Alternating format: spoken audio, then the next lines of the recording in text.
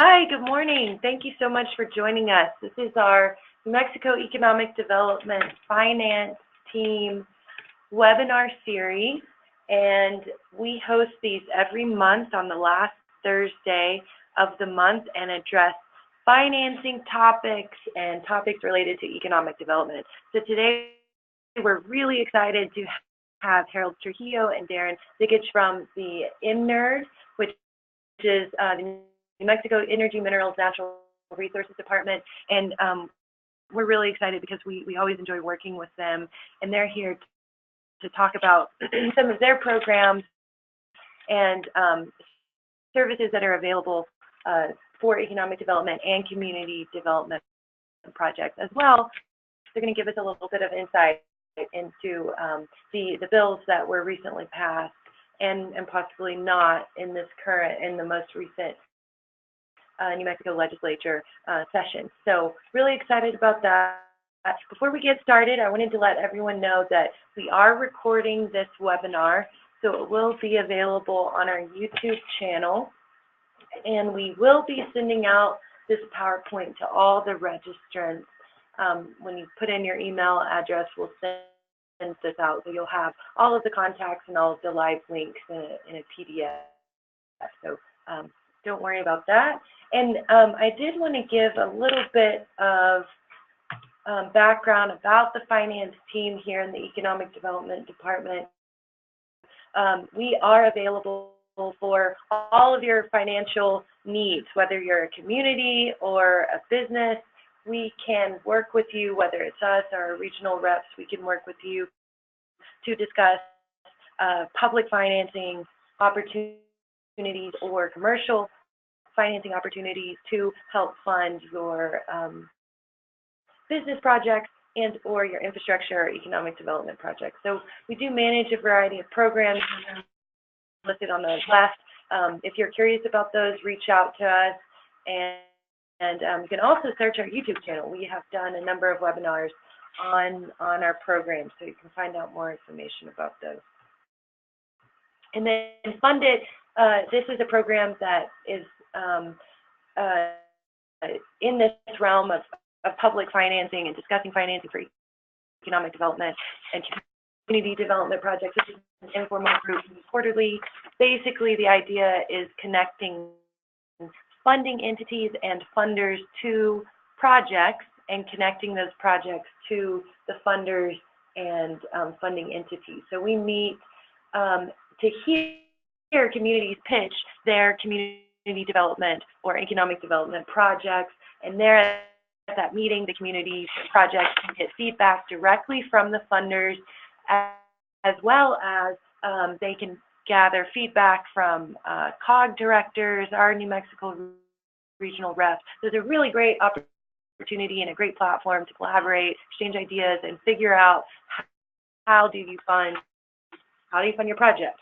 So we also have a resource map that's available at this link. It's on our website, but it distills all of the funding sources that are out there. It distills it by category. So you can search by category and figure out if there are grants and or loans available for your needs. So we all know that if there's an infrastructure project out there, you're going to have several different components. You might have housing, infrastructure, planning, water needs, all of those different components, and you can search directly using this map to find out what's available. So hopefully you can use that. This is our first version of this, so if you have feedback for us, did you like it, did you not, things that you want to add or edit or change, reach out to us and let us know, and we'll be unrolling the next version of this pretty soon. But it still is usable on our website. And I did want to mention one more thing. We have been engaged with EMNRD department, working together on our New Mexico Rural Efficient Business Program. So this has been really exciting. We started it in 2017 and did a series of workshops in the towns that you see listed in the bottom left-hand corner, targeting businesses in rural areas to help them address their energy issues and help them look at how do I reduce my energy consumption, because essentially that is saving them money, and we're hopeful that those saved dollars go back into the economy, whether it's hiring someone else or, you know, an additional employee, put that money into marketing so you can attract more revenue in your businesses. So we worked with an engineer from EMNRD to do these workshops to address specific ways at how businesses can reduce their energy consumption. Had a really great run of it. We just had our last workshop in Gallup in March, and that was really successful. We also partnered with USDA on this program to help them get the word out about their REAP products, Rural Energy Assistance Program. So we are able to work with businesses and communities that are interested in looking at renewable energy systems. So even though our official program ended, it actually is ending in July with our partnership with USDA, we're going to continue this program and be unrolling it in the summer and having a new improved program. So we're really excited about that. And even though it, you know, our version 1.0 is ending, we still are assisting businesses in their search for funding if they're interested in renewable energy assistance. And we also can do free energy assessment. So this is a fantastic resource for businesses out there in New Mexico in rural areas and outside of rural areas that want to work with an engineer to come to your place of business and do an energy assessment. So they can do a customized report of where your energy is being lost, where you can save energy, where you can become more efficient. So please contact us. I put a little box down here of next steps for businesses. If you want a free energy assessment, you want to discuss financing opportunities for renewable energy, contact us. We will be having another rural efficient business workshop in May. That'll be a webinar, so that'll be the date will be coming up. So keep your eye out for that and sign up. Contact us and let us know how we can work with you and partner. So I want to introduce Harold Trujillo. He's here, and they're going to get started on their work on their webinar. And if you have any questions, please type those in as we go, and we'll get to those at the end of the presentation. There's a gray box in the right-hand corner. Type them as they come to you, and we'll do our best to answer those questions. So, Harold? Thank you. I'd like to start out with a basic statement on our division has programs to address increasing utility costs and deteriorating infrastructures such as your HVAC and lighting. Under the Public Facilities Energy Efficiency and Water Conservation Act, we have sufficient flexibility to keep your buildings working and to also become more efficient and also be upgraded. As you know, air conditioning, lighting, all of those systems will deteriorate over time. So that this law is perfect for that, and the savings pay for the implementation of the project. And in this graph, you see that we're constantly dealing with increasing utility costs, but we can change that and deal with it where we're actually reducing our energy costs and improving our infrastructure. I'd also like to point out that in our we are dealing with a climate change issue. We are getting data that winters are getting colder and summers are getting hotter, so we have to deal with that. We're going to see higher stresses on our heating equipment and cooling equipment, and of course higher energy costs related to that.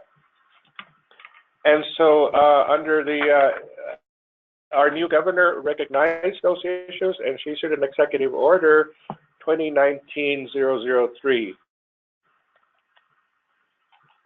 And it's a pretty comprehensive executive order, but you know, one of a very important goal for her, I remember that when she was first elected, her first statement was, you know, we need to improve the use of renewables in New Mexico. And so as a result of that, her efforts, you know, we have a new law that was implemented, the Energy Transition Act, which of course, you know, addresses that we deal with more renewables. But getting back to the executive order, you know, the executive order to agencies is, the objective is to reduce greenhouse gas emissions by at least 45% by 2030, and this is based on 2005 levels.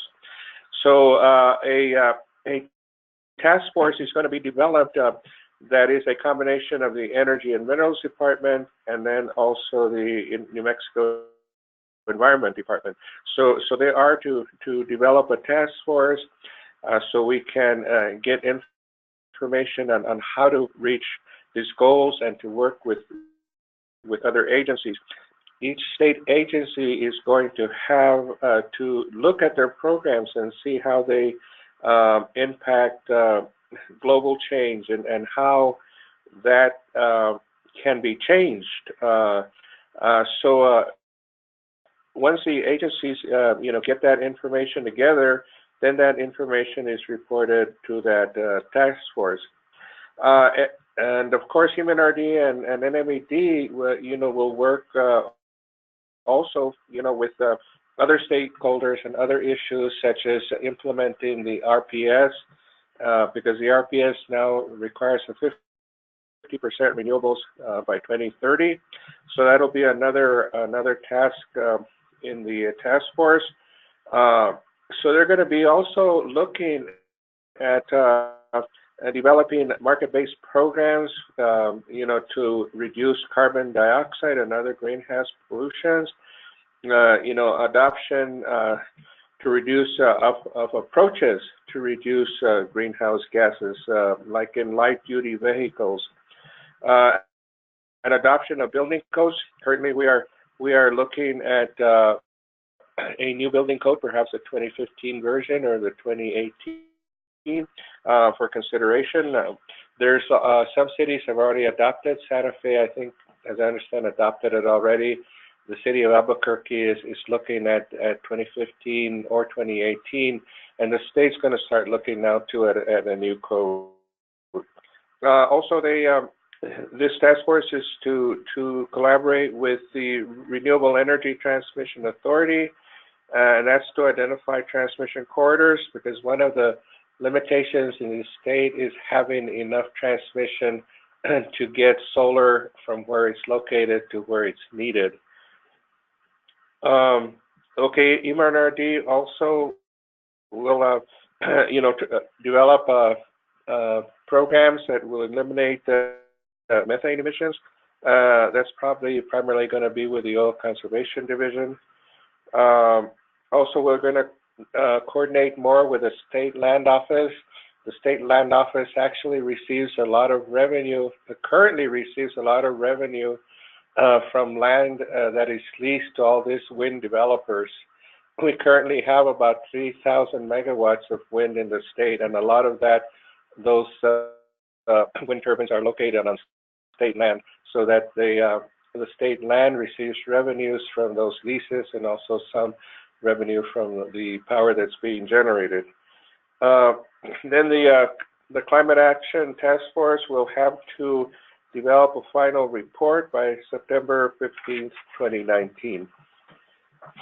On the next slide, I have the Energy Transition Act. Basically, this is a landmark. This is landmark legislation. You know, it requires that investor-owned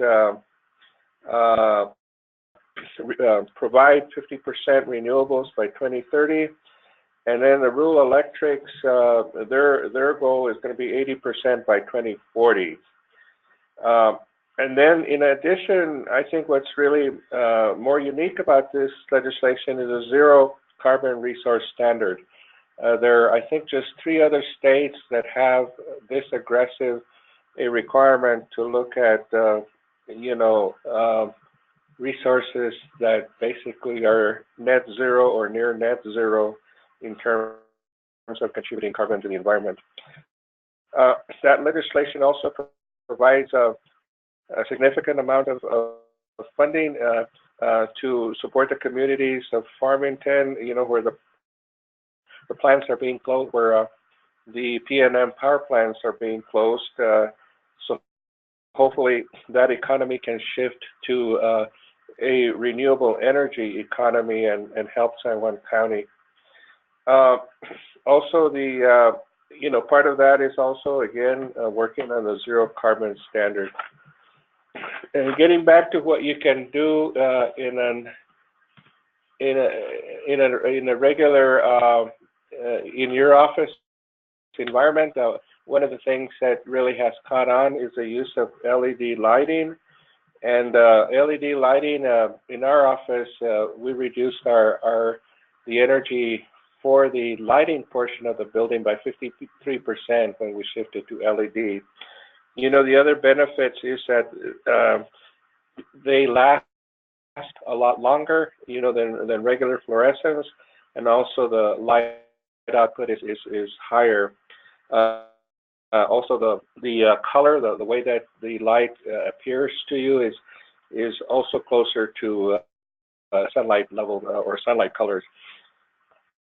So that's a possible opportunity for you to consider. And then, there are the standard, boilers, chillers, new roofing, photovoltaics, all of those things that we're out in your facility and can take advantage of our programs to be replaced, upgraded with more efficient equipment. And so the Public Facilities Energy Efficiency Act is pretty unique because you don't have to have a bond election in your community because the savings pay for the project. It is a lease purchase kind of program. The local taxpayers do not need to pay taxes for the improvements. The funding is available anytime. There is no cycles for funding. We have a price agreement for companies that can do an audit for you. The savings are guaranteed. They're guaranteed with a performance bond. And it's a turnkey service where they do everything from beginning to end.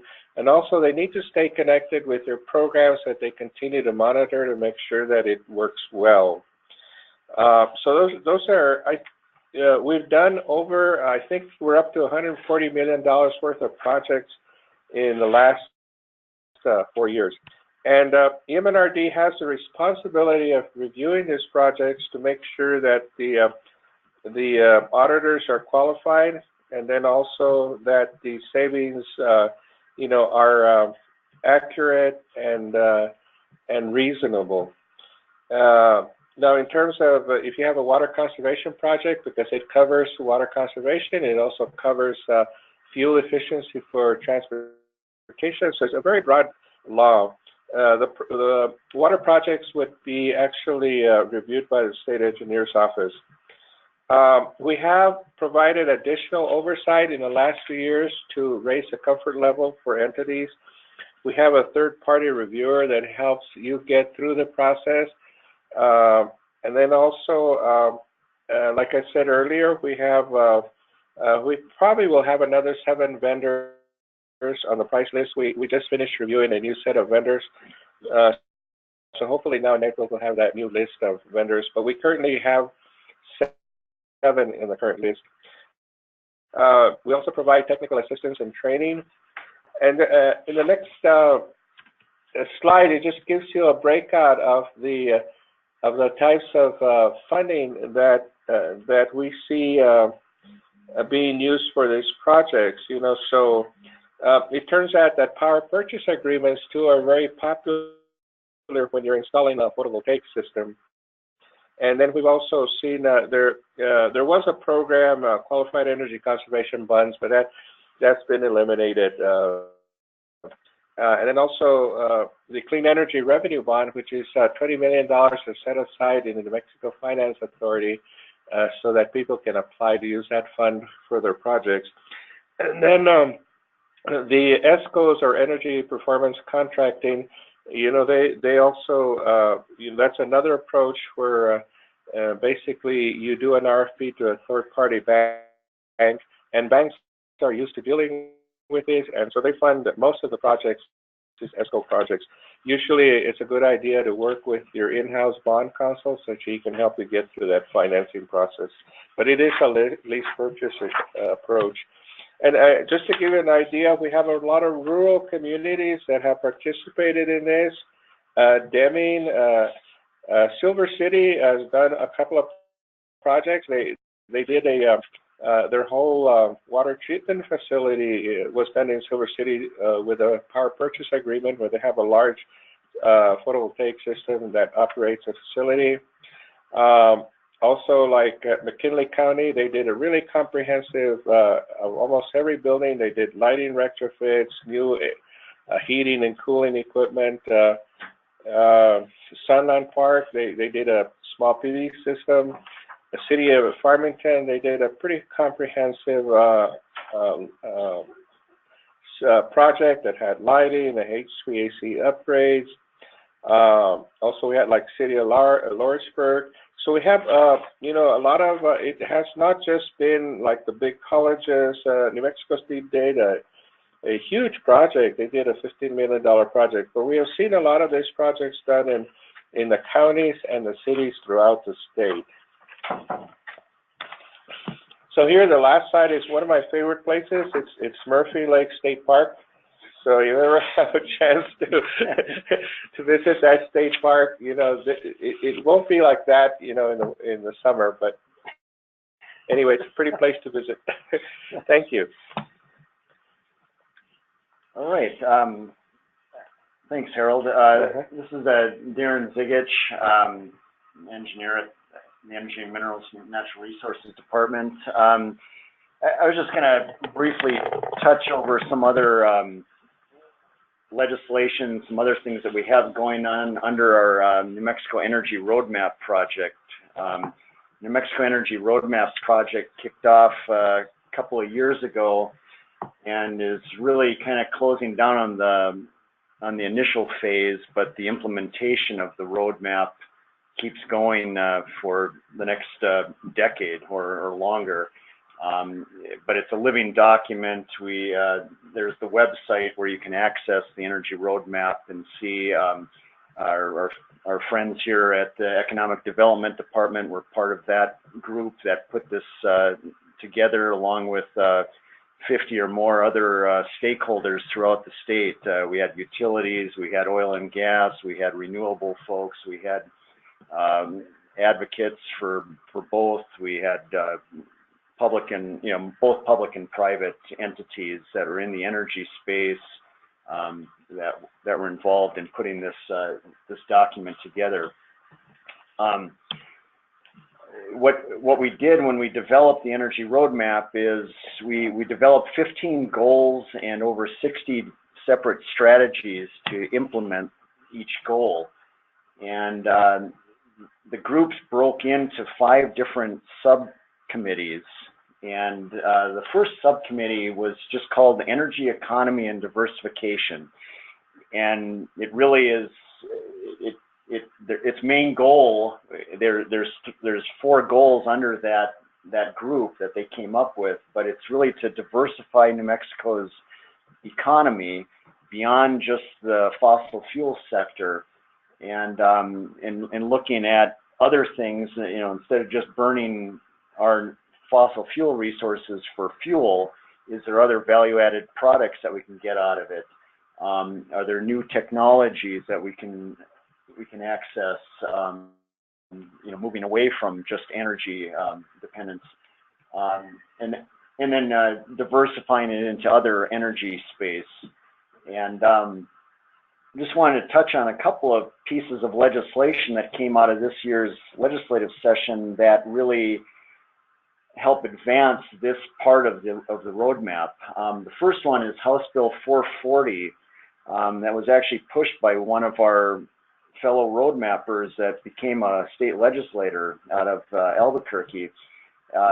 He and another legislator passed this property assessed clean energy amendments. It's really the old PACE laws that provide, basically in your home or business, you can fund, theoretically anyways, it hasn't really been implemented throughout our counties yet. You can fund improvements on your property and then have it funded through your property tax bill. There was a couple of issues with the original law, mainly between counties and cities and who has jurisdiction over what.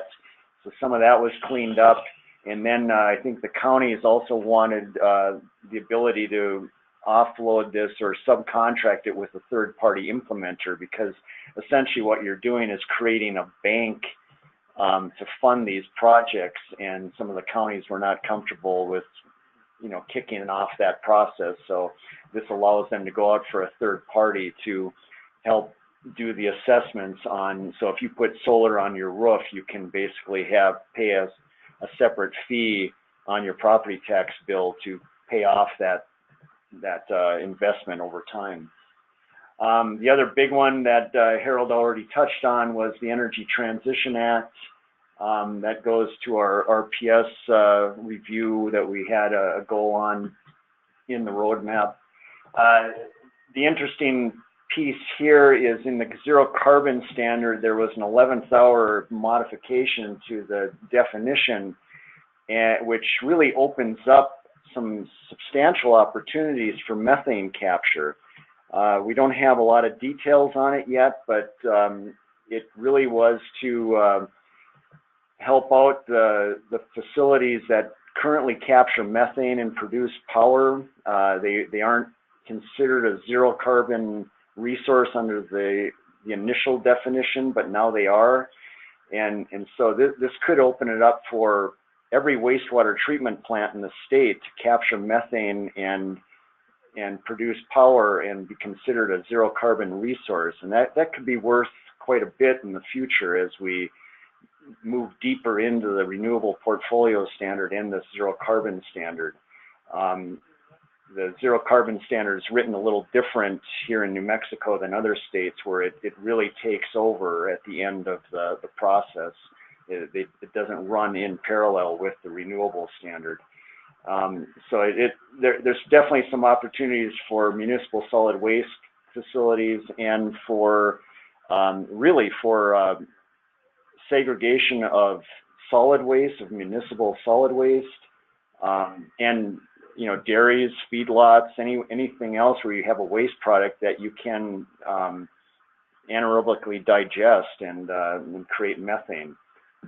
There's a big opportunity there to be called a zero carbon resource and produce power with that.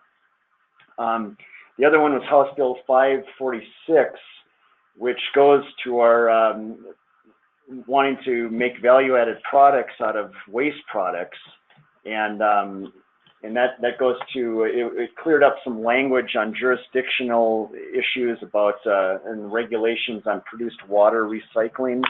Hasn't been an issue so far because mainly it comes out of the ground and they put it back down into the ground as a waste product. But as we move along and we want to start looking at mineral production from produced water, or just cleaning it up for beneficial use, that water, this is going to be very necessary that we get the regulatory piece of it clarified so that businesses can take advantage of those opportunities as they come along.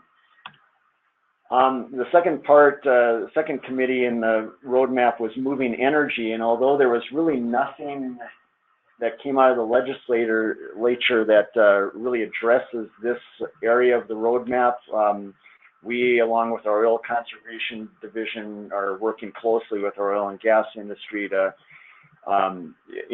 promote less waste production, the flared gas, vented gas, if there's any way that we can capture that and, in combined heat and power situations, that's advantageous to everybody involved. And so that's something that we're working with our oil conservation division on as we move along. It's not really just a flare mitigation strategy, it's a waste reduction, and then what can we do to change that waste into a value-added product. Transportation, there was a lot of action around transportation, but not a whole lot made it through the final process at the legislature. One bill that did get through is an important one. We were kind of behind the game nationwide on this, but the issue is these electric vehicle charging stations. If you sold power to charge a vehicle, you were considered a utility, and you were then regulated by the Public Regulation Commission, and you know, as a utility. This law removes that piece of the law that regulates any power sales, and now allows electric vehicle charging stations to sell by the kilowatt hour if they wish, and not be regulated as a utility. So that's a big cleanup in the regulations for electric vehicle charging infrastructure in the future. Our energy efficiency goal, this was a big one in our office and in the roadmap in general. This one is to improve energy efficiency in both the physical and, through both physical and behavioral changes throughout the state. And a couple of bills I just want to highlight. The big one that we had specifically as a strategy was to update the Efficient Use of Energy Act, which was set to sunset in 2020. House Bill 291 got through the process, and now that re-ups or reauthorizes that utility energy efficiency program for the next 10 years. This is just relevant to the IOUs, the PNMs, the El Pasos, the Xcel Energies of the state. Does not apply to the rural electric co-ops, but it re-ups the targets, and it's really like the refrigerator buyback programs and other energy efficiency audits that they'll do for you in your homes and businesses. It reauthorizes that rule and basically continues those programs for the next decade and beyond. Senate Memorial 86 and the executive order that Harold talked about basically doubles down on the call to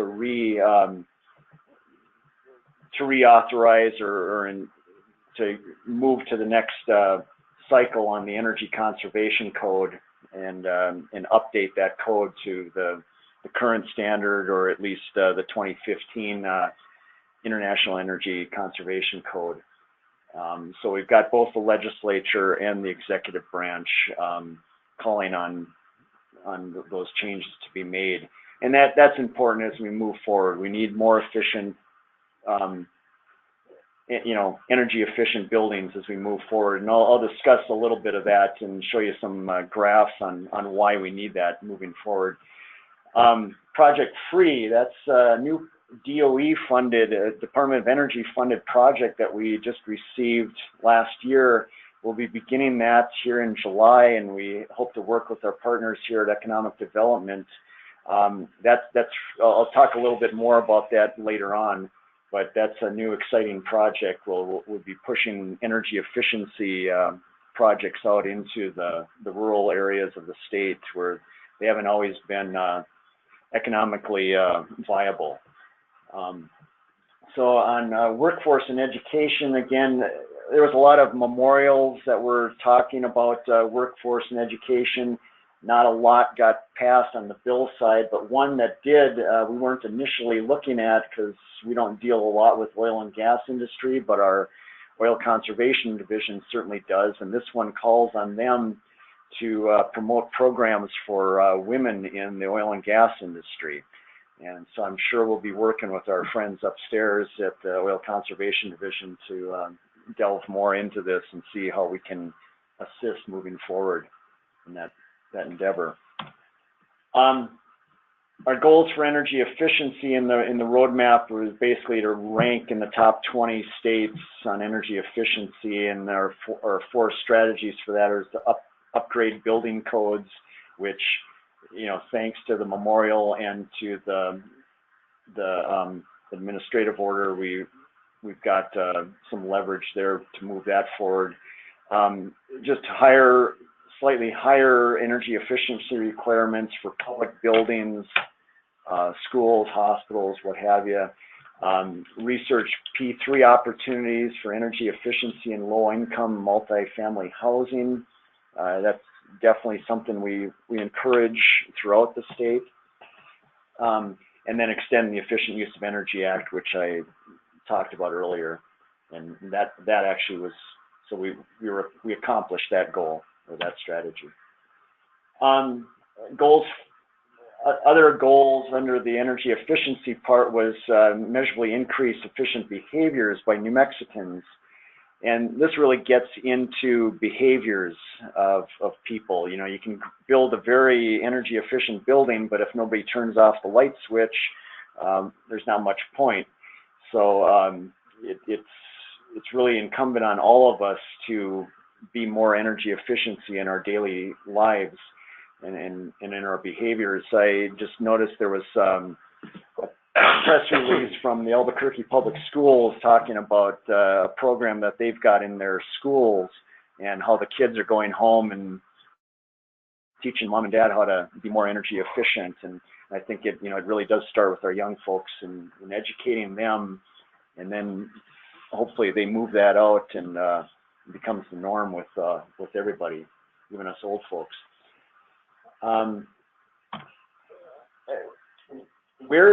Basically, I just wanted to show this. This is data from the Energy Information Administration, part of the Department of Energy. This is 2006 data, and this is all per capita.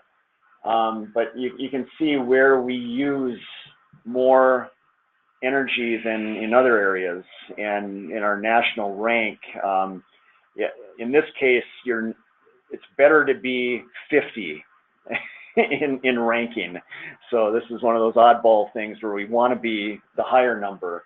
So at residential, we do fairly well. You know, we have a fairly, nice climate, a lot of swamp coolers still in the state, and other things that are just a little more efficient. A lot of people just don't have air conditioning in their homes in certain communities. So, we still do very well in the residential space, but our commercial and industrial could use some assistance.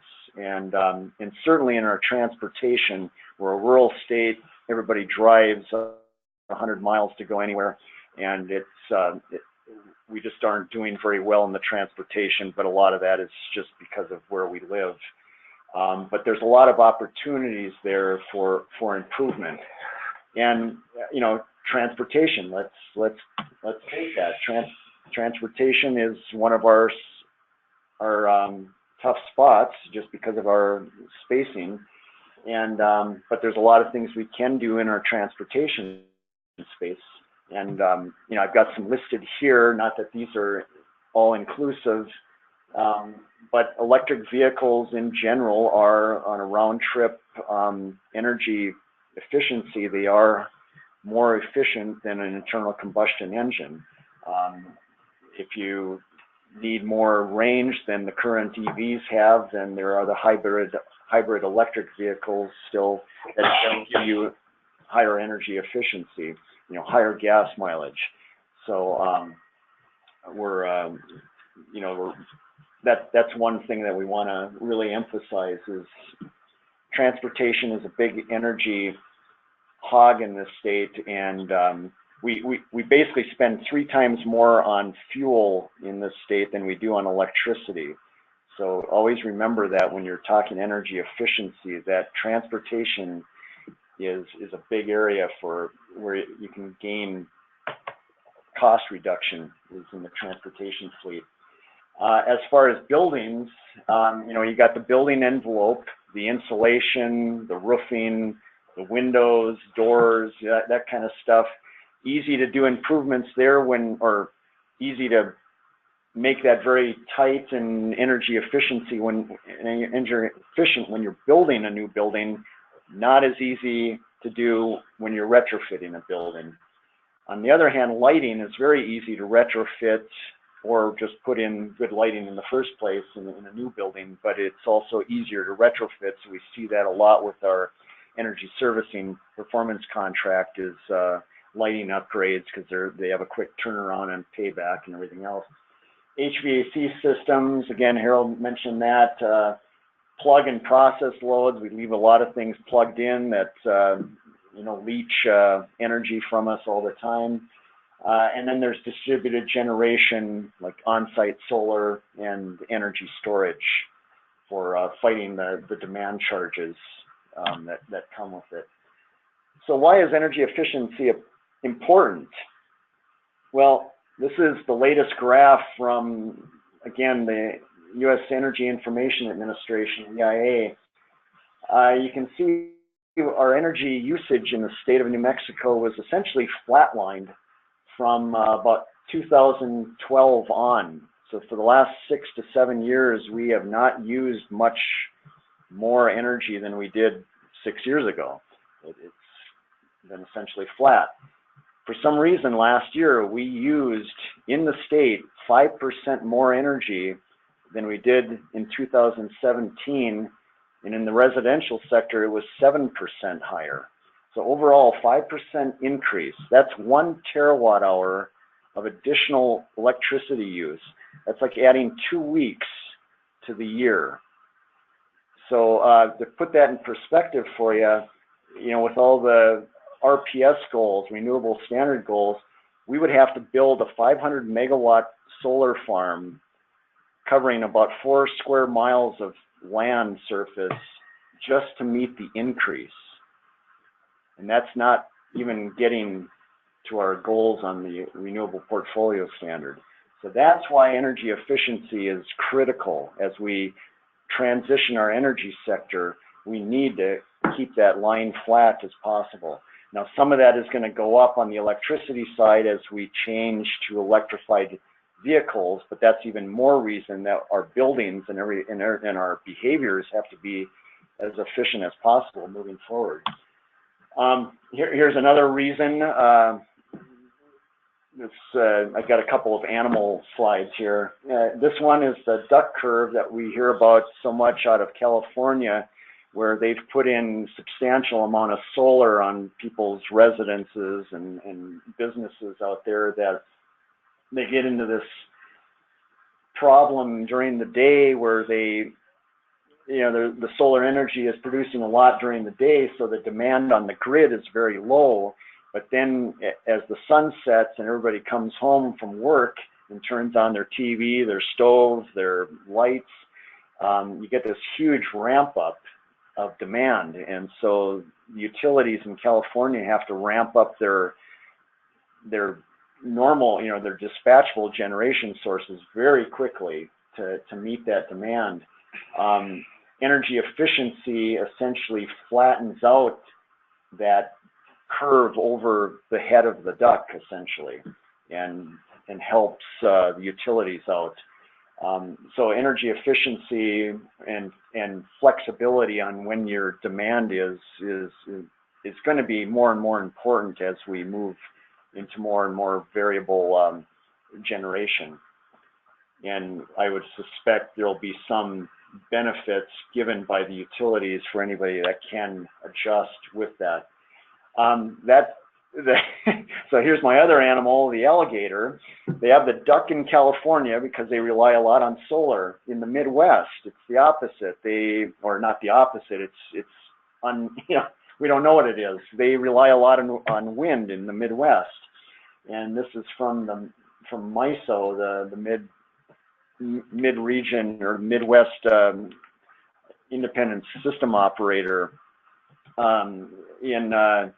During the windy months in the fall and in the spring, they can have some very erratic wind patterns, and a lot of times wind blows at night when you don't need the energy, and so you can almost get into a negative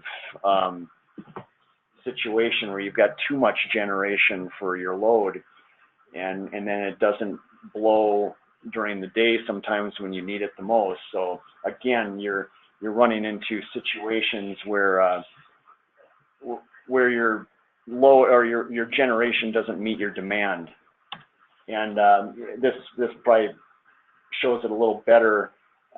There again in the Midwest, the wind generation is in the yellow, the electricity use is in the blue, and the net load between those is all over the place. And the more you can make your building efficient, and actually the ability to load follow, or match your demand to what the utility has available, especially in rural areas where they may not have a whole lot of other options for generating that capacity. That I think that's going to be very much worthwhile for any commercial or industrial user, any large user that can adapt with that. I think the utilities will have to give you something for that ability moving forward.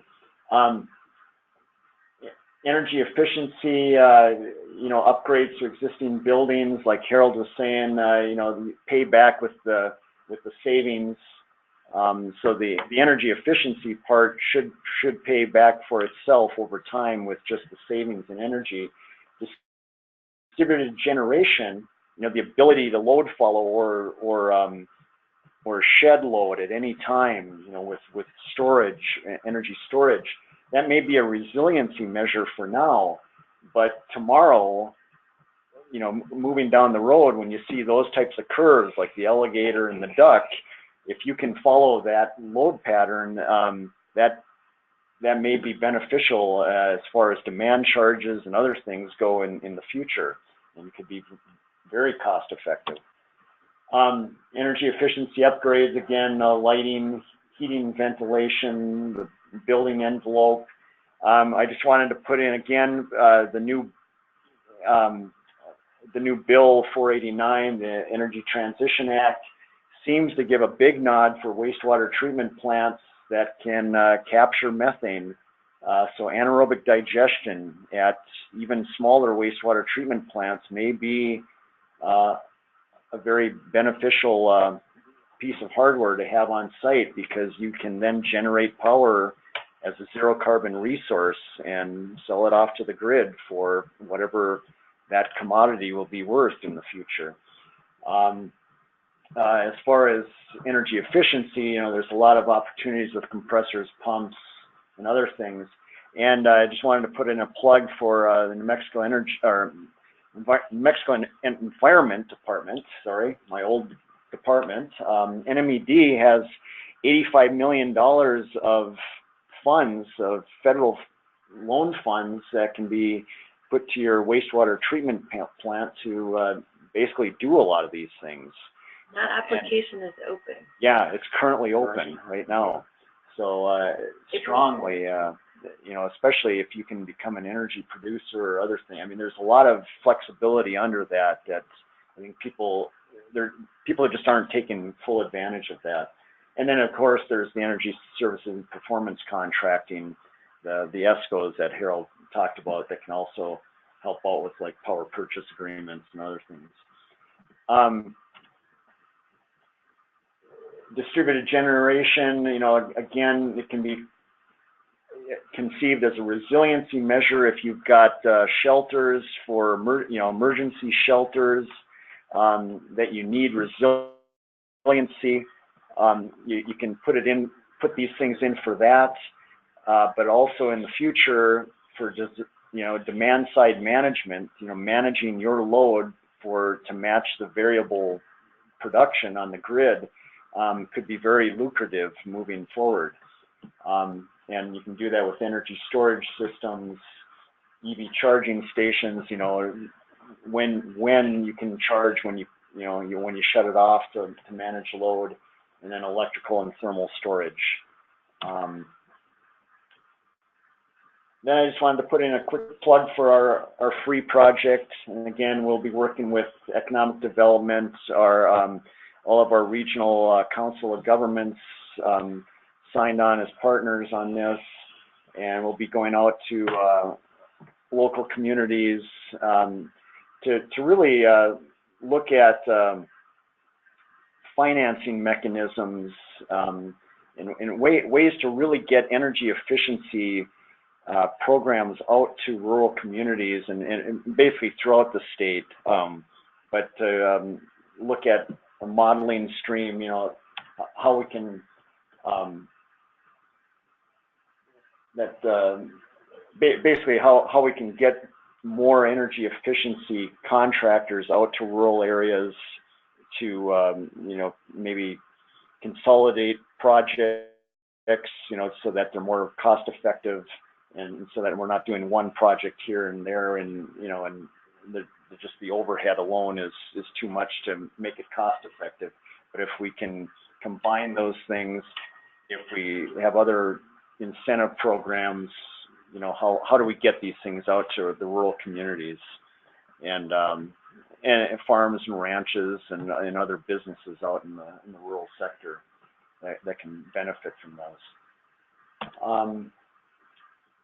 And then really, it's just the free project advances a few of the goals in the roadmap, mainly around energy efficiency and strengthening the overall energy economy by, there's a lot of jobs that can be created through just energy efficiency programs, and we try to leverage that as much as we can.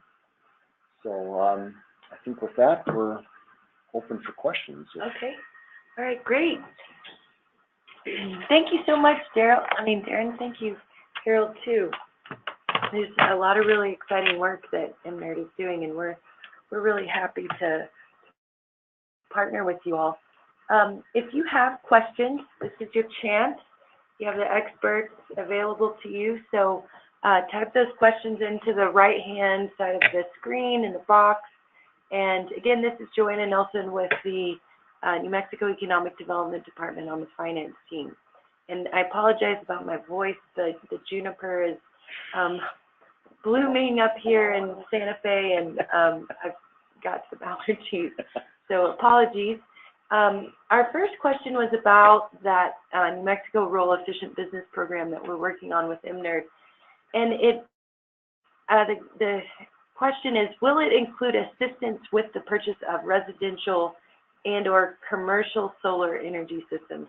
So I can answer that, and the answer is, because we're the Economic Development Department, we're mainly focused on commercial activity, commercial businesses, job creation, so we're not getting into the residential purchase of renewable energy systems, although we have connections with some partners in the state, and we can connect you to those.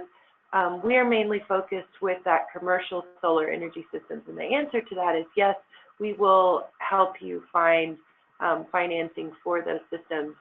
EMNRD, they all are connected with those partners to help with that, and they're aware of the financing that's available, and they can help with that as well. The second question is, this is more of a comment from the State Land Office, saying that we appreciate the coordination with the State Land Office, and the SLO is willing to participate in the task force as well. So just throwing that out there. They're really good partners.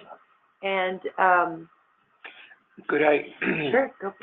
One thing that I liked from the State Land Office in the way previous administration is they were doing a report on the renewable energy that was being installed in state land, and that report wasn't updated in the last administration. So it would be a good report for them to update, because it shows you, all the revenues that are being received by the State Land Office from all the wind projects and solar projects in the state. So I hope they will help with that, update that report. Great, thanks. The third question we had was, who can a business owner speak with about a PPA for the purchase of a solar energy array? Okay, so how was that? Repeat again. Who can a business owner speak with about a PPA for the purchase of a solar energy array? We have several on the price agreement. They could take a look at the website, on the state purchasing website. I think there's like 3 or 4 solar vendors in there, and they can do those for sure. Can do power purchase agreements. It's usually the larger solar companies that can do that. Yeah. Okay, so reach out to NMEDD or the Right. website, and they can connect you. Right. Yeah. Okay. Also, energy performance contracting is available to the private sector too. It's not just to state agencies. So any commercial business could enter into one of those agreements with a company that does energy service contracts. And that's really what we would recommend is right. look at your energy efficiency. Yeah.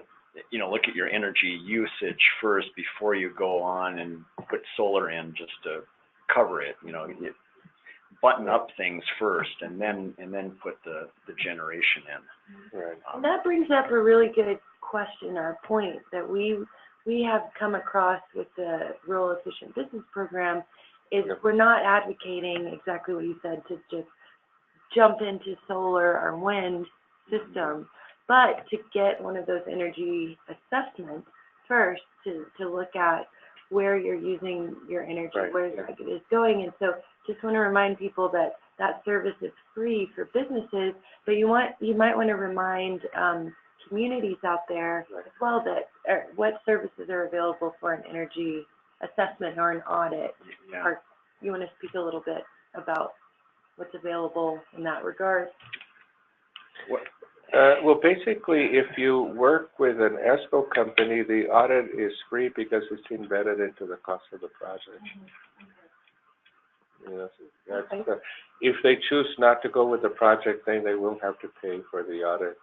So the really expensive audit maybe is $150,000.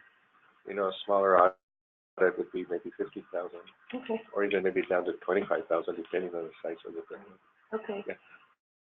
But the way the ESCOs work is they embed that in the cost of the project. Okay.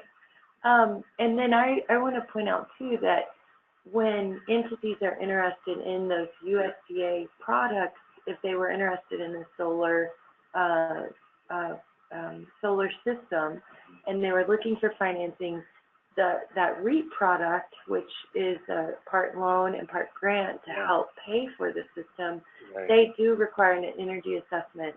And our program that we partner with you all and NMSU that can do those energy assessments for free for businesses is available. And I know that we can look into that more for communities to see what other services are available. Yeah, in the past we have helped them review projects, USDA or, you know, so, you know, we maybe look at it on a case-by-case basis. Okay. And it's also good to point out, too, the services and the programs that MEP has, as well as NMSBA.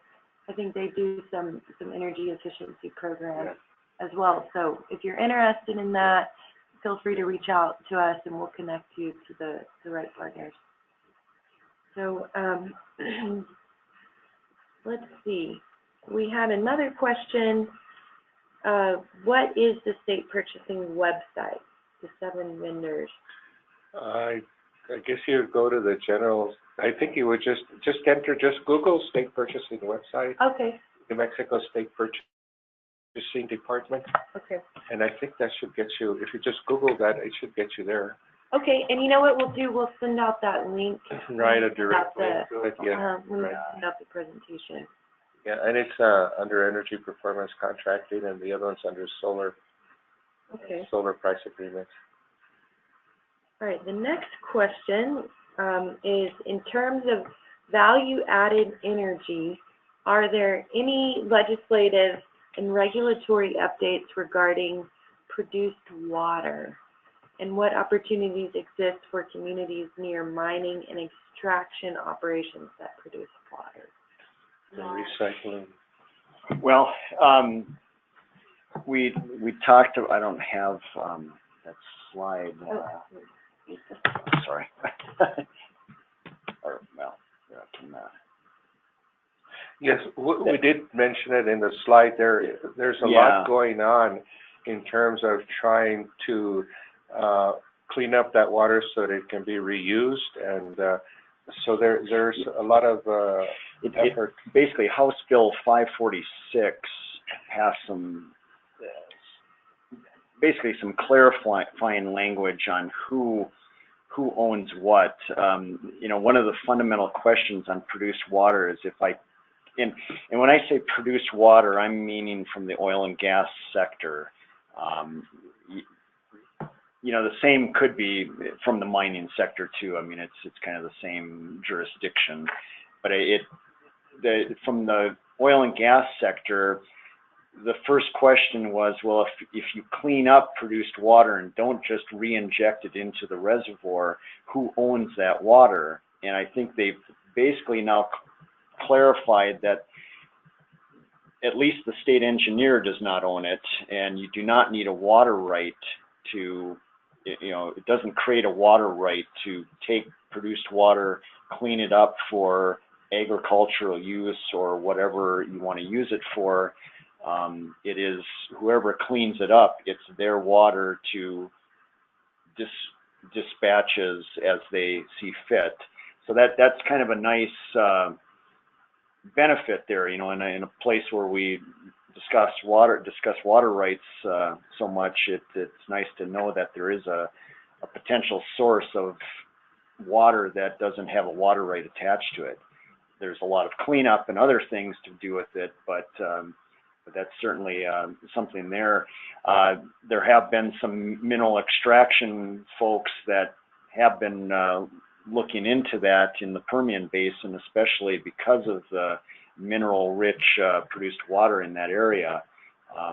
There's some areas where they've got 50 parts per million of lithium, and lithium batteries, lithium-ion batteries are going to be the future of electric transportation. That may be something that has some merit moving down the road here, but you know, that's kind of where things stand right now. The Environmental Protection Agency and our department, Oil Conservation Division, was working on a EPA a white paper on produced water, and it basically, the draft, which is on the EPA website, and we can post that too,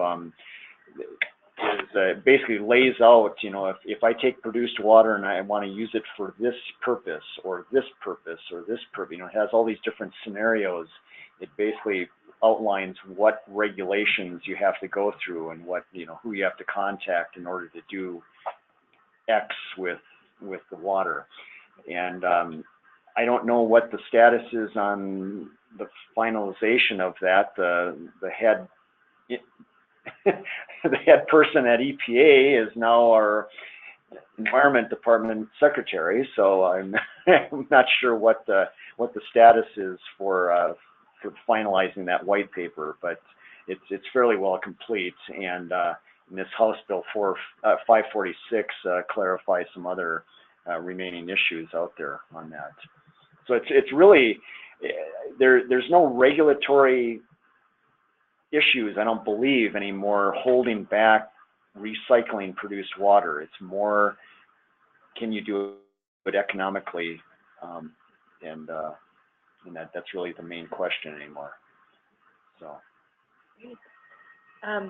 we got a question about, it looks like a requirement from the Energy Office 2019-03 that is in regard to all state agencies shall evaluate the impacts of climate change on their programs and integrate climate change mitigation.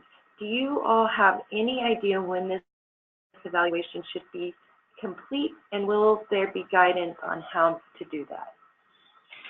Well, we know it has to be completed way before September. Okay, and one of the things is we do have some past efforts. We don't have to reinvent the wheel, that we can look at and provide some guidance to the state agencies. That's something that we're going to be getting together very soon. The universities, for example, have a really interesting procedure that's been developed for them, basically becoming net zero. So we're looking at that, and I'm sure there's other templates out there. But, concentrating on what, can they become more efficient so that their carbon footprint is smaller? That would be probably a fundamental thing to look at in your agency.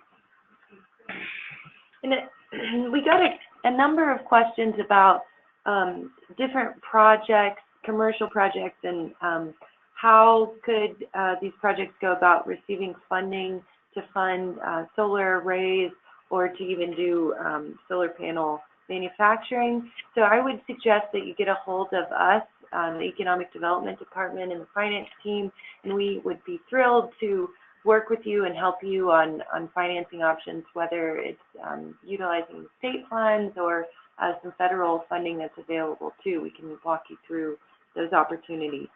And we did have one question in regard to a wastewater treatment plant, and it's how would a wastewater treatment plant sell its captured methane or use if they have an anaerobic digester? Well, the city, the larger cities are already doing that. They digest the waste for other reasons. Bernalillo County's wastewater treatment plant, Santa Fe, Las Cruces, the larger communities. There's over 1,200 wastewater treatment facilities in the U.S. that currently digest their sludge, sludge stabilization, and most of those facilities throughout the country capture the methane and use it for heating the process, or for, if they have excess, they can generate electricity with it to match their load. I believe that's generally the case. Like in Santa Fe and Las Cruces, they just generate enough to match their load. Bernalillo County actually co-fires that methane with natural gas, and that's where they generate sometimes excess power and sell it back to the grid. That is considered a zero carbon resource under the definition now in the ETA. Even if you burn up to 70% pipeline gas, if you're capturing methane at roughly a 70 to 30% ratio, you're considered a zero carbon resource in that, and that zero carbon resource is not renewable, it's dispatchable, so it is going to be a premium product moving forward as we get deeper into the renewable standard. To add to that, or explain a little bit, is the methane is used to power usually a large engine. Then the engine is the one that actually then generates electricity for the plant. We also have other systems like the landfill in Albuquerque. They were actually providing heat with that methane to that detention center that's in the city. So it's actually piped from the landfill all the way to that building, and then they use it in their boilers, so that it helps heat the detention center. Yeah. And that's what's, there are facilities that capture methane and use it for heating. Now it's considered potentially, if you meet the requirements, a zero carbon energy electric generating system. And that puts it in a different class.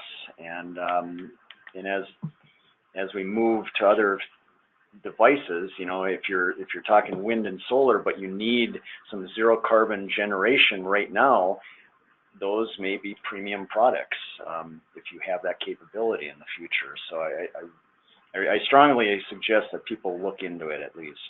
There's another very good reason. Methane damage to the ozone is very, very significant. It's about 80 times higher than the damage from carbon dioxide. Yeah. So it's important to capture all the methane we can. And that's why they, Yeah. I believe that's why they put it in there. Into the law, yeah. All right, great. All right, well, we're going to go ahead and close out the questions. If for some reason you have a question that comes up, feel free to reach out to us, and we'll get that question answered, and we'll include the links to what was mentioned in our email. And we did get a comment that said that they found the presentation so great that they want to listen to it again.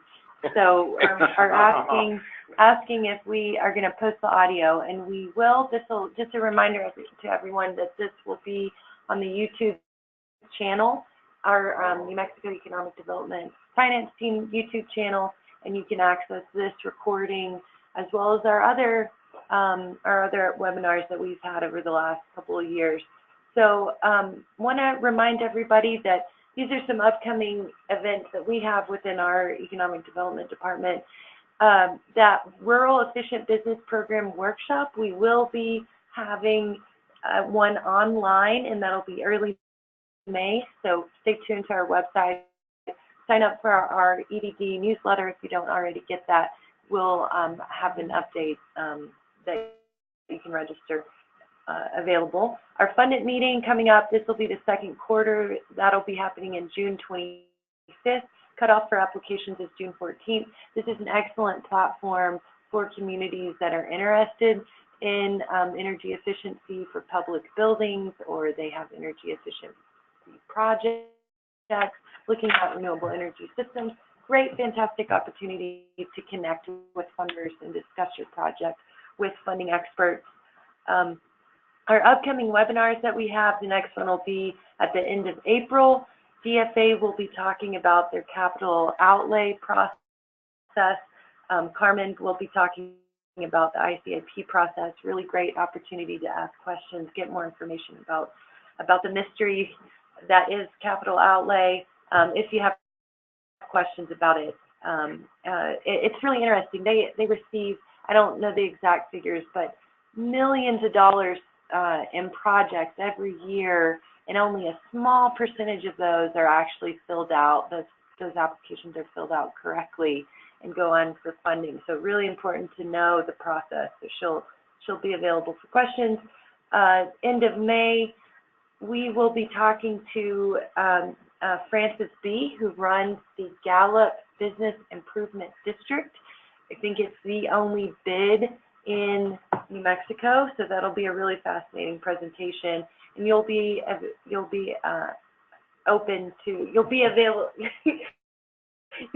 able to register at those live links when we send this out in the PDF. And want to remind everyone that we are actively enrolling lenders and projects into the Credit Enhancement Program. This is a program that if a business is trying to secure a loan and has a shortfall in collateral, we can participate in that project by purchasing a CD in the bank to make up the shortfall in collateral. So very fitting if a business is wanting to do or look into a renewable energy system, we could look at helping to finance that and help to participate in that. So exciting stuff going on. This is a map of our regional representatives that represent the Economic Development Department in all the different regions of the state. So hopefully you already know your regional rep. If you don't, get in touch with them. They're our front lines of every department in all of the corners of the state. Also, Main Street is in our department. If you're lucky enough to be one of the Main Street communities, they offer a great variety of services and assistance available for business development, economic and community development. So reach out to them. This is our contact with the department and on the finance team. Please, as I mentioned, reach out to us and follow up on your exciting projects that you have in your area. We'd love to talk with you and connect you and point you in the right direction to get your projects funded. So again, want to just thank Harold and Darren and the department, and just relay again that it's always great working with you all, and we're excited about the future. So thank you all, and thanks for participating. Thank you. Thank you.